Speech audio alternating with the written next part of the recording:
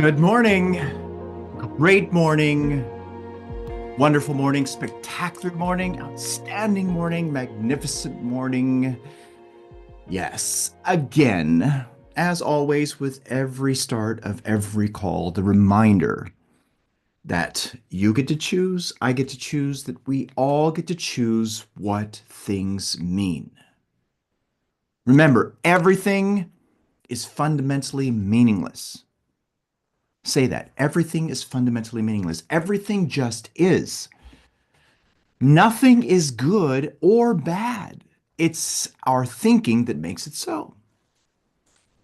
And that one beautiful reminder will help you to gain control over your life in a not in a small way, in a big way, provided that is you are using that. Remember, that's something that you can use in your life. It's something that works with the law. And remember, the law gets enforced regardless of whether or not you're knowledgeable or ignorant of it. We went over this a little bit with what Charles Haanel was talking about. Our job is to move with the law, to work with it, to adapt. And through that adaptation, guess what happens? Control of your life. See, it's the ignorance of that that drives people's bonkers, though. You know what I'm talking about? People who are like, oh my God, they're like totally controlled by the outer circumstances. Somebody says, what somebody does. Oh, you made me. No, nobody made you anything. It's because you're emotionally involved with what they said, which makes it feel like they made you, when really it's not the case. Think about that. When you get pissed, how many of you have been triggered? Raise your hand, right? Get pissed off, right? You got to understand something. The only way that you get pissed is if you've given the meaning to whatever's been said or done something that makes you pissed. You can have two, three, four, five people see exactly the same thing, yet they all live in completely different worlds, even though they're seeing exactly the same thing. How is that possible? Well, it's possible because there's a different belief. Now, absorb that. There's a different belief. There's a different thought process that's going on inside. See, again, it goes back to nothing is good or bad. It's our thinking that makes it so. So the big question is how are you going to think?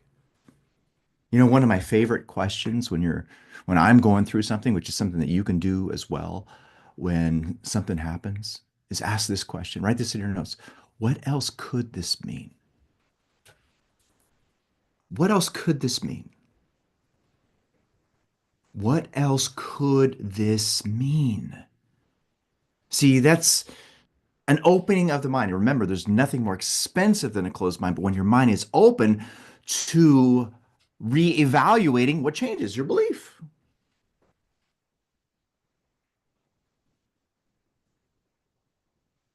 But see, this is where you gotta understand your mind's got to be open to new possibilities, to new information, because it's through the processing of the new information that your belief changes.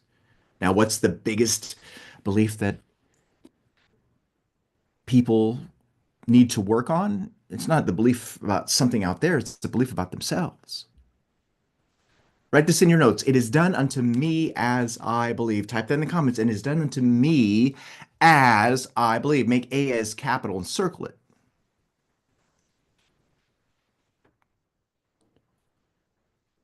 You want to change your outcomes? You want to change your life? Shift what you believe to be true.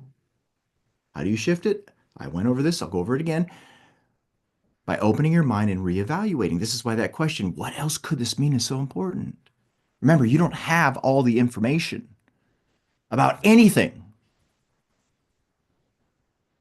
I remember the first time I heard that, I was going, oh my God, that's so true. I don't have all the information. And yet my belief is based on that information. It's pretty messed up when you think about it. If you're not prepared for that, boy, oh boy, it's going to be an earthquake. Magnitude 10.0. Think about that. You don't have all the information. So what does that mean about your belief? It means your belief is only a partial truth. And on top of that, it's your truth. It's not the truth. I remember the first time I heard that, I go, holy shit. What I believe is my truth. It's not the truth. And yet, how many people do you know they move around? But that's the truth. No, it's not. It's your truth. That's why there's so much bickering going on, fighting, because people are maneuvering based on what they believe to be true, which is their truth. Well, that's what we're going through with all of this beautiful information. We've been studying that here in the Master Key System. And if you don't have a copy of this, make sure you get a copy of this so you can read along with the same pages that we're using. You can get it by clicking on the link that we provide to you and use it. Also, make sure that you have a gold card. Do not underestimate the power of this. If you write it down, provided you are one with the idea, it'll ignite the image the moment you touch it. This is what just happened with me. I just go, wow, I could see this. Make it important. Your subconscious mind will then reinforce it. It will help you to materialize this, provided you are one with the idea. As a man thinketh in his heart, so is he. As a woman thinketh in her heart, so is she. As you thinketh in your heart, based on what you consent to, accept, believe, thoughts, how you're thinking, so are you. So will become the outcomes. Want more wealth, health, abundance, prosperity? Be one with the idea. Don't concern yourself with how. How is none of your business. Say that. How is none of my business? Your job is to decide, and then from there you will discover how, provided you are one with the idea. Amazing. So before we go into the next step, I want to congratulate Jody and John. They are joining us for the retreat. Congratulations. Ooh, it's going to be really good. Oh my God. All right, so let's go into this, shall we? Let's go. 1, 2, 3, boom.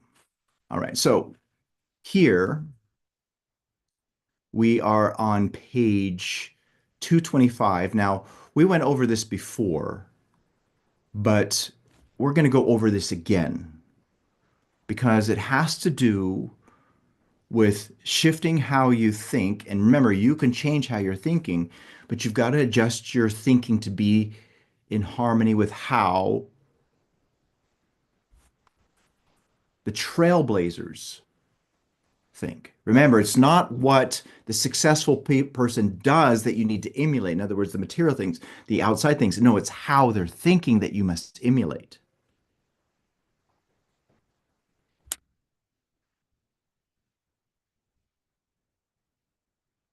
So the dreamers of the world, the ones who get things done, not the ones who are just daydreaming, the ones who are living their daydream, as what Lily Miola shares, are the ones who deliver the outcomes. Look in the room you're in right now. Look at the room you're in right now. Look at the floor. Look at everything, the door, the home you're in, the car you drive, the streets you drive on, the sidewalks you walk on, the street lights.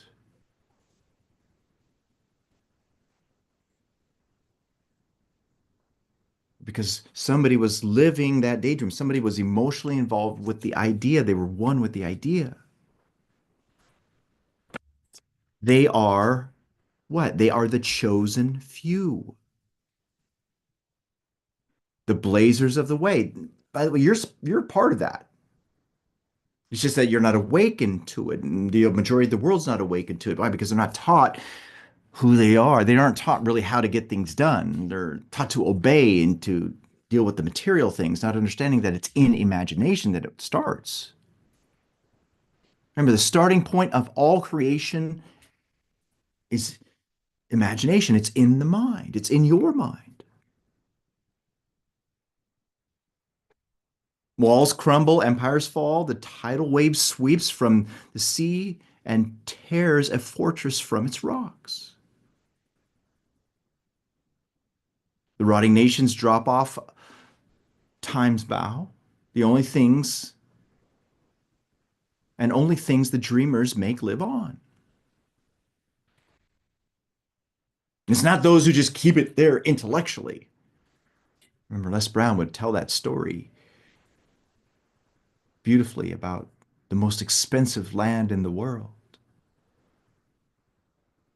You know what the most expensive land in the world? It's not the diamond mines. It's not Fort Knox. It's not even the most expensive real estate where people live or where the lithium is. No, the most expensive land in the world is the cemeteries because that's where a lot of unrealized dreams lie dormant.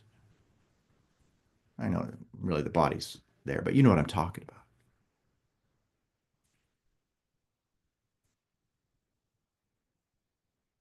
Think about that. When I go to the cemetery and I look at all of the gravestones, look at all of the names, and thing that I look at inside as I'm looking at that is, wow, look at all these bodies that are here that are buried, right? And then I start to think about all of the thoughts that are involved individually from each one of these and how many in that ground had unrealized dreams.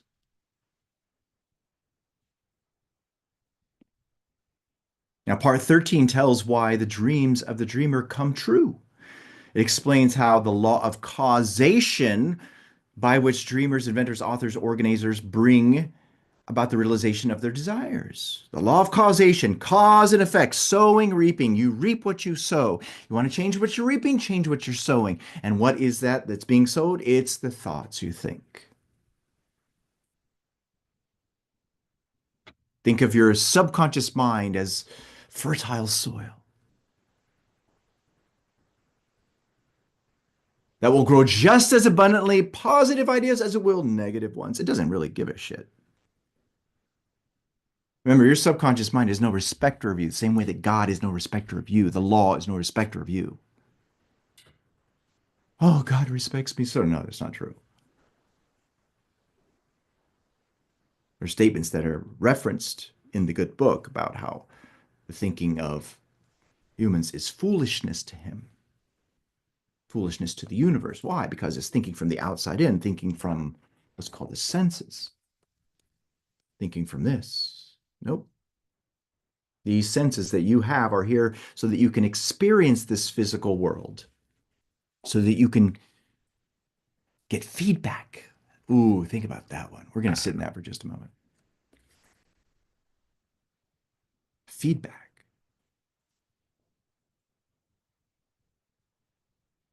Write this in your notes. My results are feedback. Here's another one. Write this too. My feelings are feedback. Don't make it personal. When there's an outcome that you don't like that has been delivered because of things that you've done, which is because of how you've been thinking, don't take it personal. That's exactly what was supposed to happen based from how you were thinking.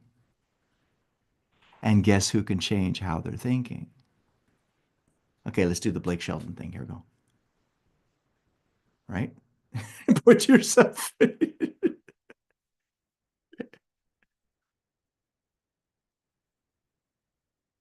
It explains the law by which the things pictured upon our mind eventually becomes our own. Again, you can see this practically everywhere. There's so much evidence of God everywhere. God in you, God in everybody.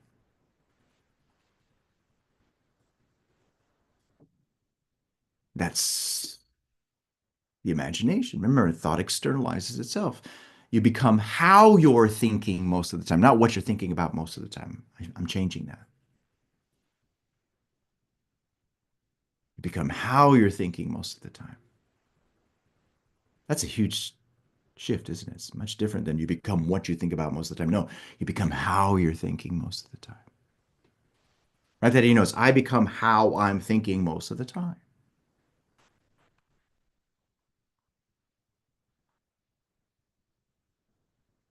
And that's rooted in what you believe, the patterns in you, both of which are subconscious.